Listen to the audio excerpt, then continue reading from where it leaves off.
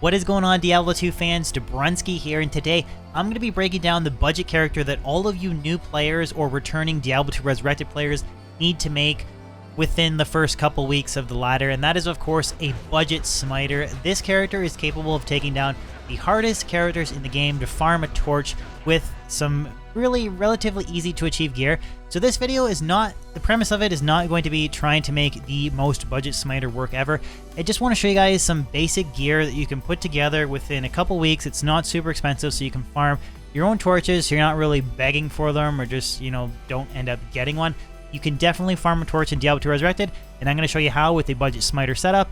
But like all my previous build videos, I will have timestamps in the description below, so I'm going to go over some pros associated with the build, then I'll go over the attributes, the skill tree, and I'll wrap everything up with an Uber Tristram run, so hopefully you guys enjoy this video.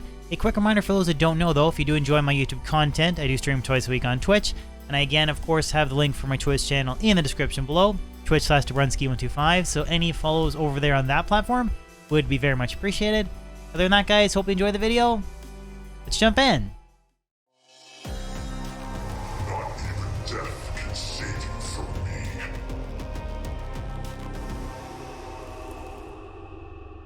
So first, starting off talking about some of the pros for the smiter, the first major one is that Crushing Blow and Open Wounds works with smite. So this will allow you to whittle down the health of Uber Tristram, which they have a massive health pool, but taking out those huge chunks from Crushing Blow will really speed up the process of taking down Ubers.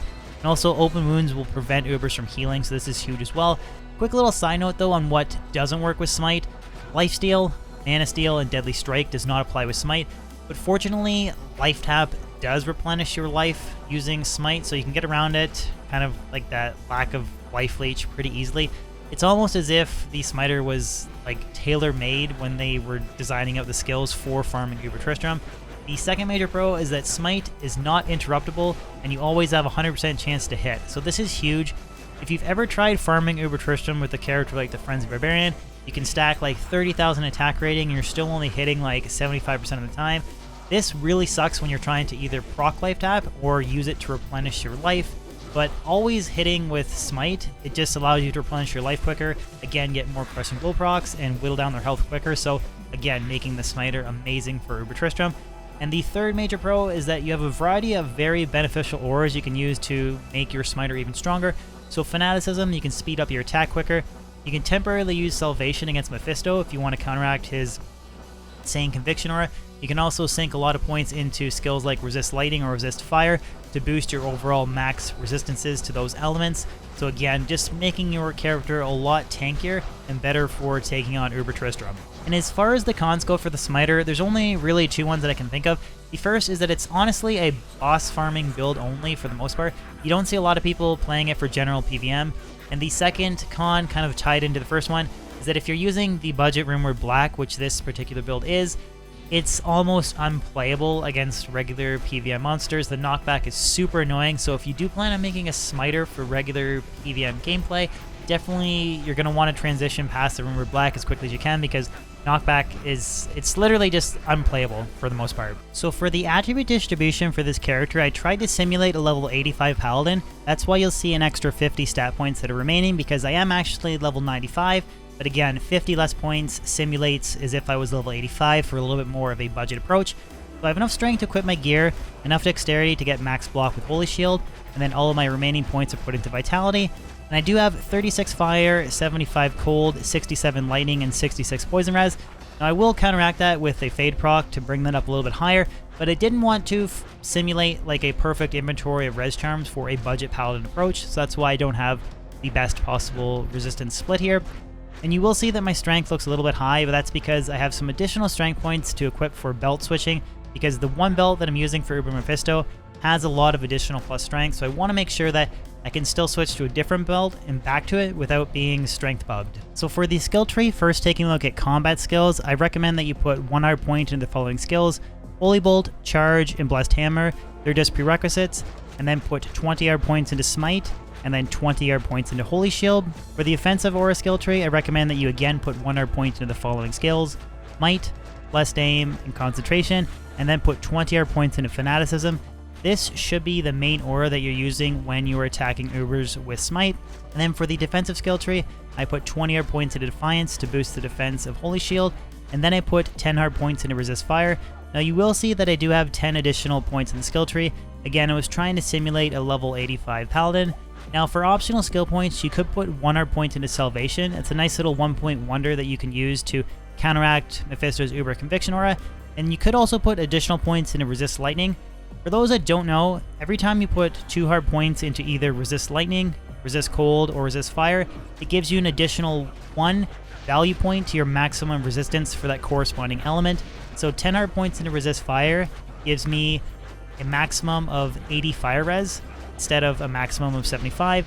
But the reason I didn't put any into resist lightning is because I don't have a very good charm inventory to actually even have that extra higher resistance cap against Uber Mephisto when he has his conviction aura active.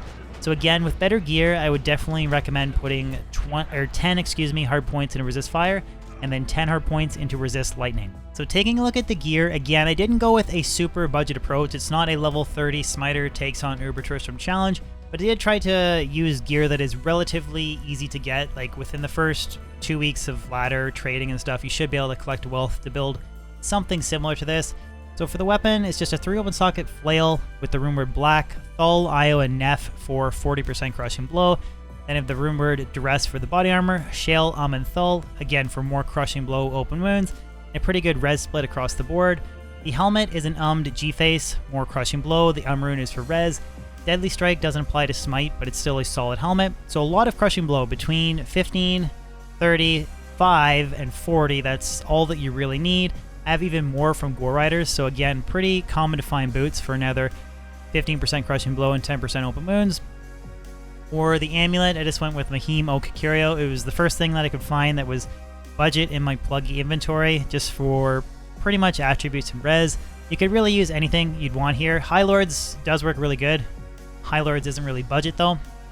And then for the shield, I have a Kurost shield that I made the rumored rhyme in, Shale and Eth. So this shield had base 41 res, I believe, and then I rolled rhyme in it. So it's 66 all res and cannot be frozen for Shale and Eth. So the only challenging part here is just trying to find a decent shield base, but Shale and Eth, increased blocking, cannot be frozen, and a bunch of all res, just a solid shield to use. And then for the rings, I just have 2 dwarf stars for life and fire absorb for Uber Diablo. I went with Thunder Gods for Uber Mephisto. I do also have String of Ears that you can swap in and out for more DR and Life Leech. Or sorry, Life Leech doesn't apply, just for more DR. And then I have Venom Grip Gloves for, again, additional crushing blow. And then I do have Treachery here, which I do put on as a little pre-buff to get the Fade proc. So again, not super budget, like 4 perfect Diamond Paladin Shield, just something that's going to be a little bit better for like new players that aren't really looking for a challenge of a super budget character setup. And then on the offhand, I have a Magic Wand that I shopped for. This is level 6 life tap charges. So what I'm going to do is I'm going to run up to them. I'm going to switch to the offhand, cast life tap, and then I'll switch back to the main hand and use smite. So again, just a solid budget approach. Nothing super budget, but nothing super crazy either. Just kind of a moderate approach for Uber Tristram. Alright, so finally wrapping everything up with some gameplay, I've buffed up with Holy Shield and Fade proc. So we're just going to jump into Uber Tristram. Now again, this is the single player pluggy mod. It's not the perfect representation of BNet. I don't get the optimal, like they kind of stack up on top of each other. They don't seem to split up very well. Also, I'm pretty sure something is bugged with Uber Mephisto's damage, but it's a pretty close representation of BNet. Let's try and get these guys to separate.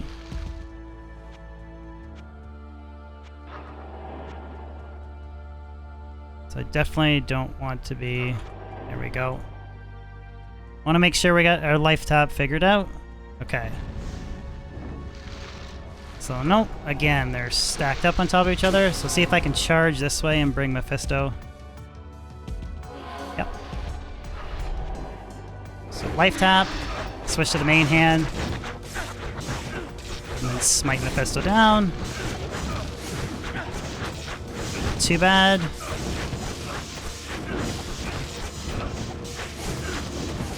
Nice. Okay, so now we'll try and that's really the hard one. I'll switch the belt now. We just gotta take on Diablo and Bale. We'll try and lure Bale this way for Diablo. Maybe not. Maybe we'll see if we can do Bale. So offhand, life tap, main hand. Make sure you have Fanaticism on, and then just smite away. Now, one thing that's really annoying about Bale is that mana burn. I'm gonna have to waste full rejuves, pumping up your mana globe.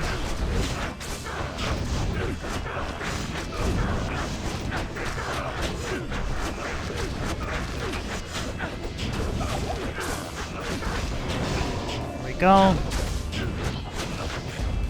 You can always smite the monsters when they're like kind of like surrounding you. You can smite them to get out.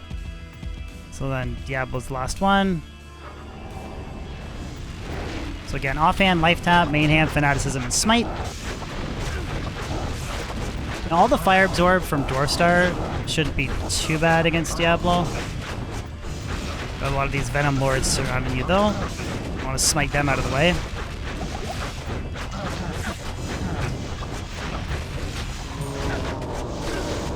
Okay, bugger off. There we go. There's our torch. So again, solo Uber Tristram, not the best gear, but definitely you could go with more budget. But definitely remember, guys, if you have like a friend that's going to buff you up with battle orders, you can get like 2,500 life. So you're not like 1,200 life, and you can do the same thing. You can take your time. You can have other party members help you too. Again, relatively easy gear, like Black Duress. Nothing is above an Umrun in this setup.